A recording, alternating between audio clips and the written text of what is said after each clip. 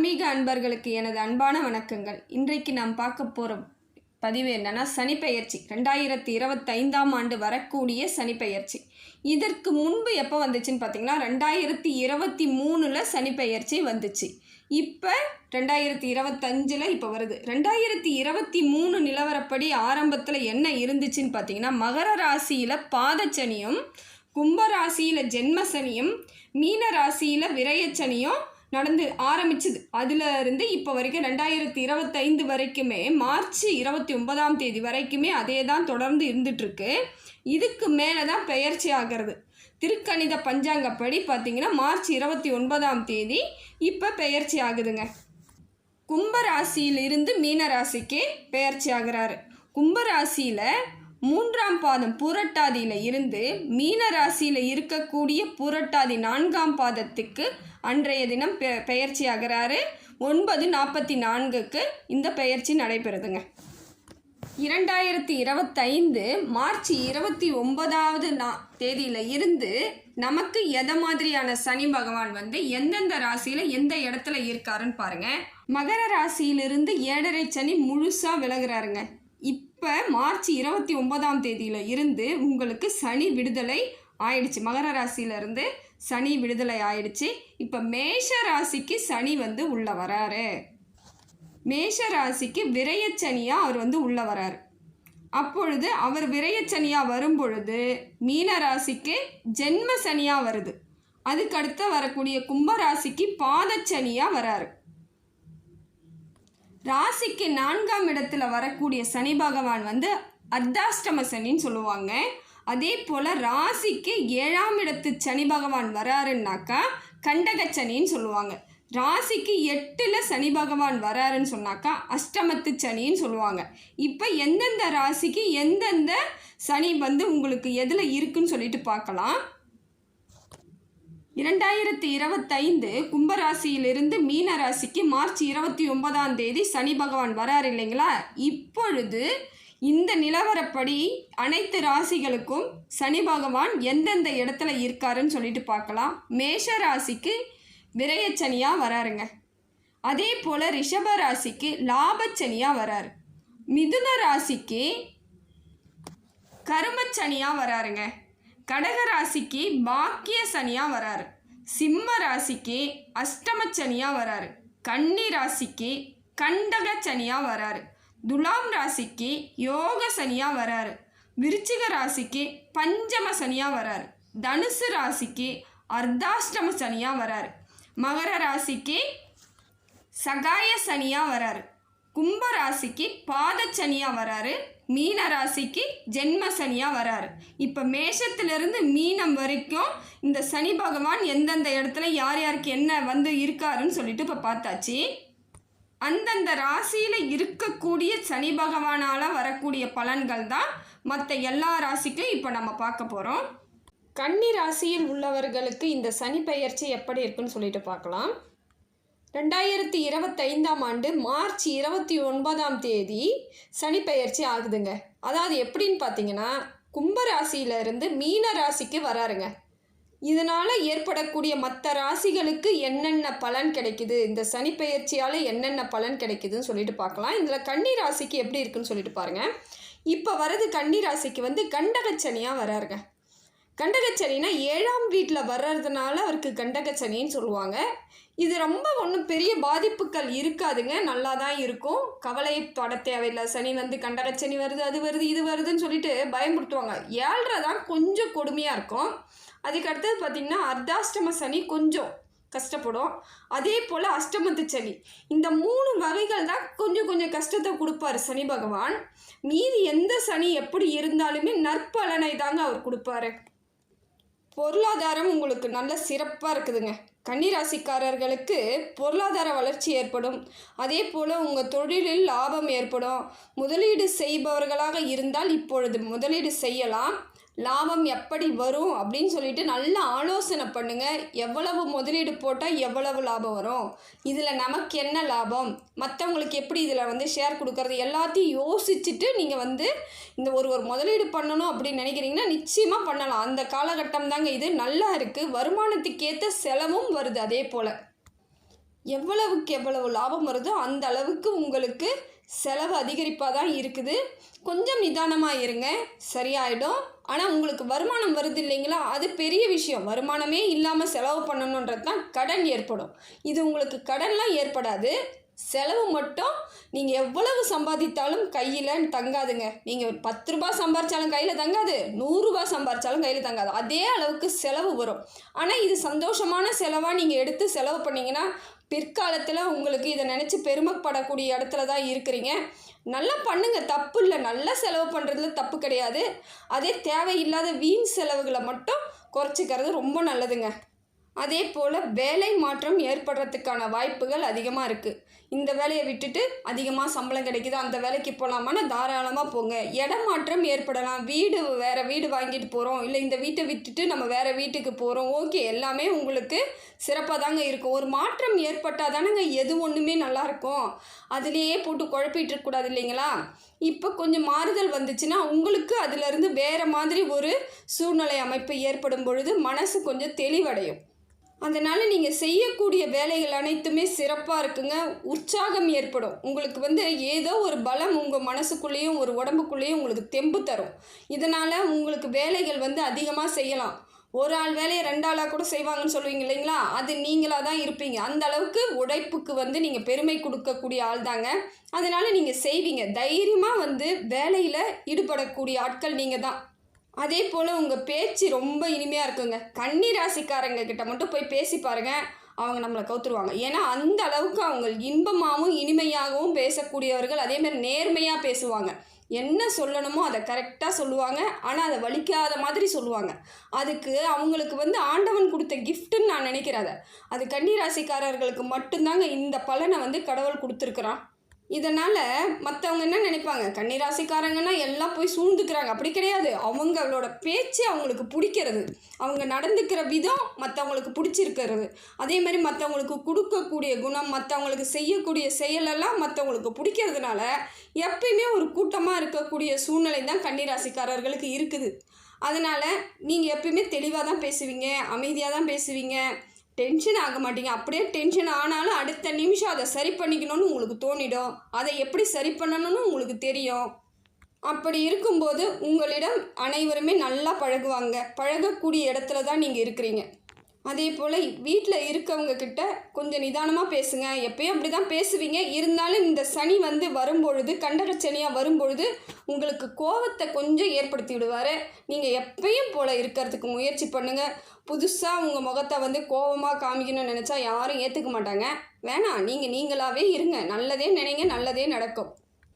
கணவன் மனைவி ஒற்றுமை ஏற்படுங்க. அதே போல் கணவன் மனைவி ஒற்றுமை ஏற்பட்டு 2 பேரும் என்ன செய்யலாம், ஏது செய்யலாம், ஒரு வேலை தொடங்குறோமா, அதை எப்படி ஏது அப்படி சொல்லிட்டு ஆலோசனை பண்ணி செய்யும் பொழுதே உங்களுக்கு வெற்றிக்கான வாய்ப்புகள் அதிகமாக இருக்குதுங்க.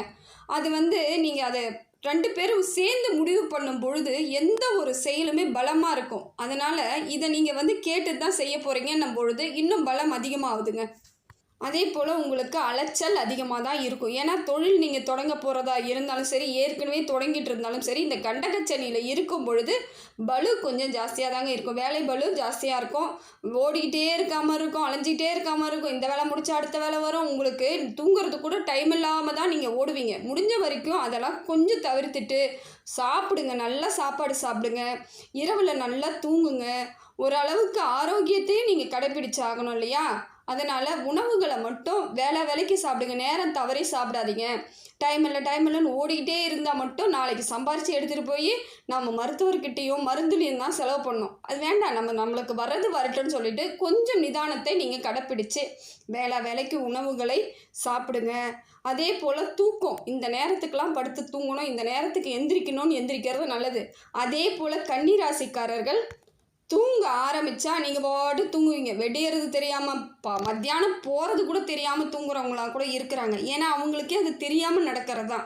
அதே மாதிரி இல்லாமல் ஒரு அலாரம் வச்சு இந்த டைம் எந்திரிக்கணும் அப்படின்னு சொல்லிட்டு எந்திரிச்சு உங்கள் கடமைகளை செய்யும் பொழுது உங்கள் உடல் ஆரோக்கியம் நல்லா இருக்குங்க. அதே போல் வெளிநாட்டு வேலை வாய்ப்புகள் வர்றதுக்கான வாய்ப்புகள் இருக்குது. கடல் கடந்து போயிட்டு வியாபாரம் பண்ணலாம், இல்லை தொழில் செய்யலாம். உங்களுக்கான அனைத்து முயற்சிகளும் இப்போ நிறைவேறுங்க. அதே போல் இப்போ நீங்கள் வந்து போகிறீங்க, வெளிநாட்டுக்கு போகணுன்னு முயற்சி பண்ணிவிட்டு கிடைக்கலன்னா விட்டுறாதீங்க. நீங்கள் தொடர்ந்து பண்ணிக்கிட்டே இருங்க. ஏன்னா இந்த கண்டகச்சனி வந்து உங்களை இடமாற்றுதல் தான் அதிகமாக கொடுக்கும். அதனால் நீங்கள் வந்து வெளிநாட்டுக்கு போகிறதுக்கான வாய்ப்புகள் கொஞ்சம் தள்ளி போனாலும் அதை விட்டுட்டு வெளியே வராமல் அதுக்குள்ளேயே இருங்க. கூடி விரைவில் வரும்பொழுது நீங்கள் வெளிநாட்டுக்கு போயிட்டீங்கன்னா நல்ல வருமானம் வரும் இல்லையா? அதை வச்சு நம்ம குடும்பத்தை சாமர்த்தியமாக அழகாக கொண்டுட்டு போயிடலாம். அதனால் கொஞ்சம் பொறுமையாக நிதானமாக அது அலட்சியப்படுத்தாமல் கொஞ்சம் வெயிட் பண்ணுங்கள்.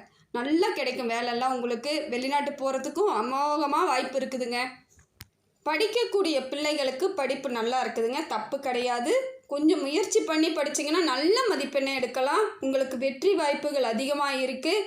கவனம் செலுத்தி படிங்க. அதே போல் ஒரு முறைக்கு 2 முறை ஞாபக சக்தியை வச்சு படிங்க, ரொம்ப நல்லது. யோகா, தியானம் இதெல்லாம் தொடர்ந்து பண்ணிட்டு படிக்க ஆரம்பிங்க. உங்களுக்கு வந்து ஞாபக மறதியே வராதுங்க. 7ஆம் வீட்டில் இருக்கும் சனி பகவான் 3ஆம் பார்வையாக 9வது வீட்டை பார்க்கும் பொழுது தந்தைக்கு கொஞ்சம் உடல்நிலை சரியில்லாமல் போகிறதுக்கான வாய்ப்புகள் இருக்குது. அதனால் கொஞ்சம் உங்கள் தாய் தகப்பனுடைய தேக ஆரோக்கியத்தை கொஞ்சம் பார்த்துக்கோங்க. அவங்க வேலைக்கு சாப்பிட்றாங்களான்னு பாருங்கள்.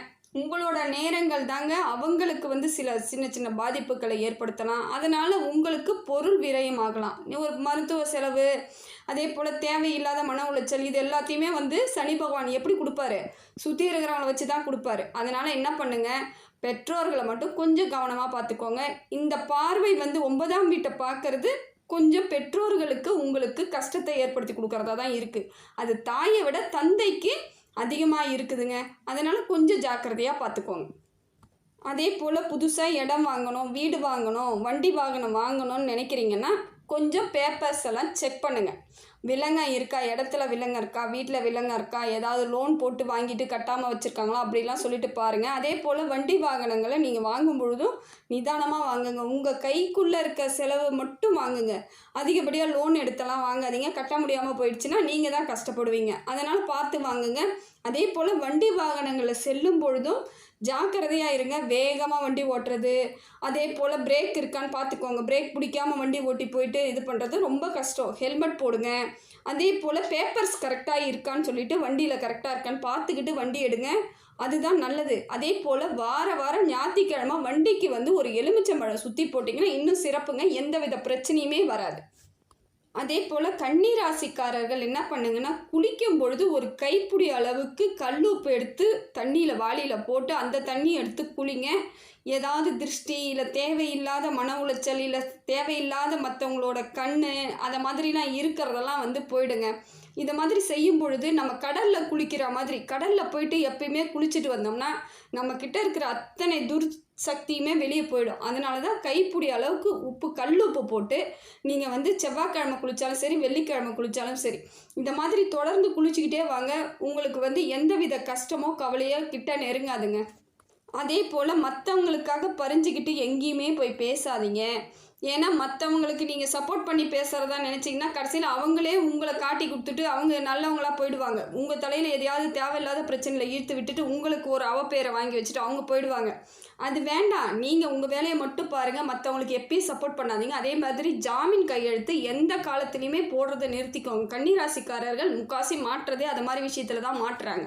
ஏன்னா அவங்க வந்து கொஞ்சம் இலகின மனசோட சரி கேட்குறாங்க, கஷ்டப்படுறாங்க, நம்ம என்ன பண்ணுறதுன்னு நினச்சிக்கிட்டு நீங்கள் செஞ்சுருவீங்க. கடைசியில் உங்களுக்கு அந்த கஷ்டத்தை கொடுத்துருவாங்க. நீங்கள் கட்டுற மாதிரி இருக்கும், நீங்கள் கடங்கார மாதிரி பதில் சொல்கிற மாதிரி அவங்க மாட்டி விட்டுட்டு அவங்க ஃப்ரீயாக போயிடுவாங்க வெளியே.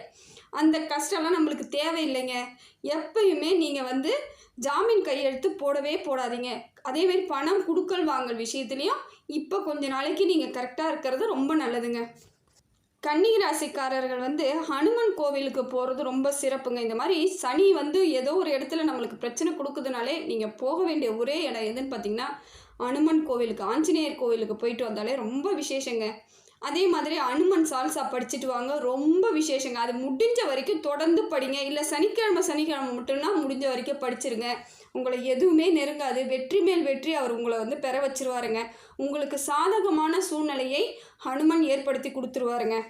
அதே போல் செவ்வாய்க்கிழமையில் வந்து 3 நாலரை ராகு காலத்தில் நீங்கள் என்ன பண்ணுங்கள், துர்க்கை கோவிலுக்கு போயிட்டு வர்றது இன்னும் சிறப்பான விசேஷங்க. பக்கத்தில் எந்த கோவிலில் எங்கே துர்க்கை அம்மன் இருந்தாலும் போயிட்டு வடக்கு பார்த்து இருக்கக்கூடிய துர்க்கை அம்மனை வழிபாடு செய்தீங்கன்னு ரொம்ப விசேஷங்க.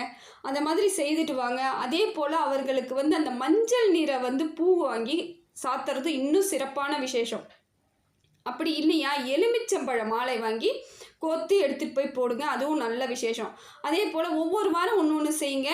எலுமிச்சம்பழ சாதம் செய்து எடுத்துகிட்டு போயிட்டு துர்க்கை அம்மனை வழிபாடு செஞ்சுட்டு அந்த சாப்பாட்டை வந்து பிரசாதமாக மற்றவங்களுக்கு கொடுக்கும் பொழுது இன்னும் விசேஷங்க. உங்கள் பிரச்சனைகள் தீர்ந்ததாகவே நீங்கள் நினச்சிக்கலாம். செய்ய முடியாத வேலைகளை கூட எளிதாக செய்து முடித்துடலாங்க. துர்க்கை வழிபாடு ரொம்ப சிறப்பான ஒன்று தாங்க. இதை நீங்கள் தொடர்ந்து செஞ்சுக்கிட்டு வாங்க. அதே போல் எலுமிச்சம்பழ மாலை வந்து கோத்து போட சொல்லியிருக்கேன் இல்லைங்களா, அங்கே போயிட்டு கடையில் போயிட்டு எலுமிச்சம்பழத்துக்கு விலையே பேசாதீங்க. எவ்வளவு சொன்னாலும் உங்களுக்கு எத்தனை பழம் வேணுமோ அத்தனை பழத்தை மட்டும் கேட்டு அவங்க எவ்வளோ விலை சொன்னாலும் விலை பேசாமல் வாங்கி எடுத்துகிட்டு வந்து அதை கோத்து போடுங்க. உங்களுக்கு விரயத்திலேருந்து எல்லாமே தப்பிச்சிடலாங்க. எதையோ சிக்கனம் பண்ணுறதா நினச்சிக்கிட்டு சாமி விஷயத்தில் கொஞ்சம் அலட்சியம் காமிக்காதீங்க, ரொம்ப சிக்கனமும் காமிக்காதீங்க. இப்படியெல்லாம் செய்யும் பொழுது உங்களுக்கு விரயத்திலிருந்து தடுத்துருவாங்க. அது ரொம்ப முக்கியமான விஷயம் என்னென்னா, இந்த சாமி கோவிலுக்கு எடுத்துகிட்டு போகிற பொருளுக்கு நிறைய பேர் என்ன பண்ணுறாங்க, இதை நான் பொதுவாக தான் சொல்கிறேங்க, என்ன பண்ணுறீங்கன்னா விலை பேசுகிறீங்க. பூவாக இருக்கட்டும், பழமாக இருக்கட்டும், வெத்தலைப்பாக்காக இருக்கட்டும், எதுவாக இருந்தாலும் சாமிக்கு செய்வதற்கு நீங்கள் விலையே பேசாதீங்க. அவங்க அதிகமாகவே வைத்து கொடுத்தாலுமே சரி, நீங்கள் அது 50 ரூபான்னாலும் வாங்கிட்டு வாங்க, 100 ரூபான்னாலும் வாங்கிட்டு வாங்க. ஏன்னா அது சாமி கணக்கில் நீங்கள் கொடுத்துட்டீங்க.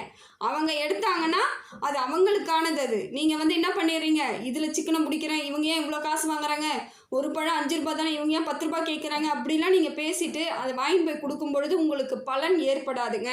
அதனால் எப்பயுமே சாமிக்கு எந்த பொருள் நீங்கள் வாங்கி கொடுத்தாலுமே விலை பேசாமல் அந்த ரேட்டெல்லாம் கேட்கக்கூடாது. அவங்க என்ன ரேட்டு சொல்கிறாங்களோ அது, ஏன்னா சாமி வந்து வாயில் அவங்க வாய் மூலமாக உங்ககிட்ட இவ்வளோ பொருள் எனக்கு கொடுன்னு கேட்குறப்ப அது அர்த்தம். அதனால் அதை கொடுத்துட்டு பொருளை வாங்கிட்டு போய் சாமிக்கிட்ட வைங்க. இல்லையா, என்னால் கொடுக்க முடியாது, என்கிட்ட காசு இல்லைன்னு நினச்சிங்கன்னா ஒரு கற்பூரம் வாங்கிட்டு போய் ஏற்றிட்டு வரலாம். அப்படி இல்லையா, ஒரு நெய் தீபம் ஏற்றி வச்சுட்டு வரலாம். இதெல்லாம் செய்கிறது நமக்கு எந்தவித தோஷங்களும் பாவங்களும் வராமல் இருக்கிறதுக்கு தான். இதை நீங்கள் செஞ்சீங்கன்னா இதெல்லாம் சிறப்பான வழிகளில் உங்களை கொண்டுட்டு போயிடும். இதை விட்டுட்டு தேவையில்லாமல் நீங்கள் போயிட்டு அங்கே சண்டை போட்டு விலையை பேசி பேரம் பேசி வாங்கிட்டு வர்றது பிரயோஜனம் கிடையாது. எல்லா வளங்களும் எல்லா செல்வங்களும் எல்லா நேர்மறை ஆற்றல்களும் எல்லாருக்கும் கிடைக்கணும்னு சொல்லிட்டு இறைவனோட பிரார்த்தனை பண்ணுறேங்க. ஆத்மா ஆன்மீக சேனலுக்கு சப்ஸ்கிரைப் பண்ணாதவங்க சப்ஸ்கிரைப் பண்ணிக்கோங்க. நன்றி, வணக்கம்.